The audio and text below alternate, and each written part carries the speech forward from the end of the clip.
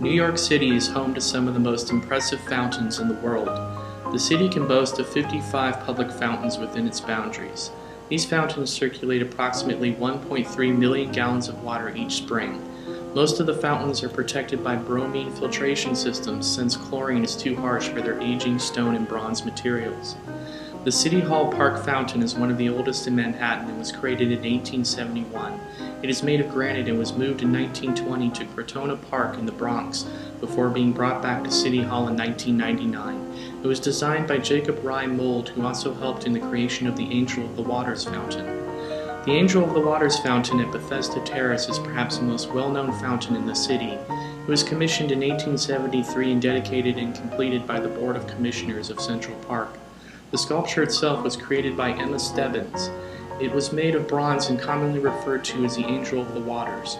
Based on a verse in the New Testament Gospel of St. John in which an angel touches the water of the Bethesda pool in Jerusalem, this angelic touch was meant to have a curative power upon the water. Underneath, the water creates a veil around figures representing temperance, purity, health, and peace. Then in 1899, the Heinrich Heine Memorial Fountain was erected in Joyce Kilmer Park in the Bronx. It is made of white marble and depicts the figure Lorelei, who is the siren in Heine's poem Die Lorelei. The fountain was commissioned by Empress Elizabeth of Austria to commemorate the great German poet Heine and was originally intended to be placed in Dusseldorf. However, anti-Semitic German officials would not allow the tribute, and so it was finally shipped in 1899 to the Bronx. There it remained dry for many years before being renovated in 1997. The main monument and fountain in Columbus Circle came next in 1901. It was commissioned by the media mogul William Randolph Hearst in order to remember the naval disaster of the USS Maine, which sunk near the island of Cuba. It is 44 feet tall and consists of a limestone pylon with a bronze sculpture of Columbia Triumphant riding upon a chariot driven by seahorses. The seahorses represent the naval superiority of the United States.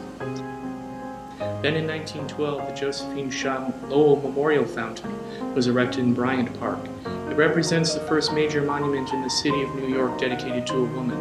Josephine Lowell was a young Civil War widow who spent her remaining years as a social activist and reformer. The fountain is characterized by its pink granite. In 1915, the Pulitzer Fountain was erected in Central Park South and Fifth Avenue.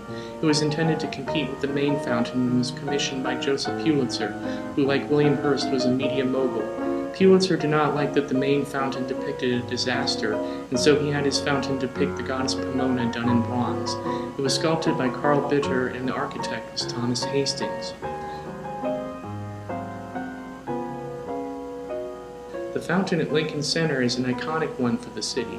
Designed in 1964 by Philip Johnson, it has been featured in several movies including The Producers, Ghostbusters, and Annie Hall. It underwent major renovations in 2009 and now has a new granite rim, 353 computer-controlled nozzles, and 272 lights. Most recently, in November 2010, the water for the first September 11th Memorial Fountain was turned on. The two fountains at the site have the name reflecting absence and feature the names of 9/11 victims etched in a bronze parapet that is backlit for night viewing.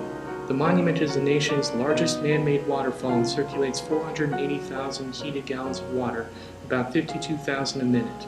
The sounds of the rushing water bring peace to the survivors of the disaster and remind us of the restorative power of the city's many fountains.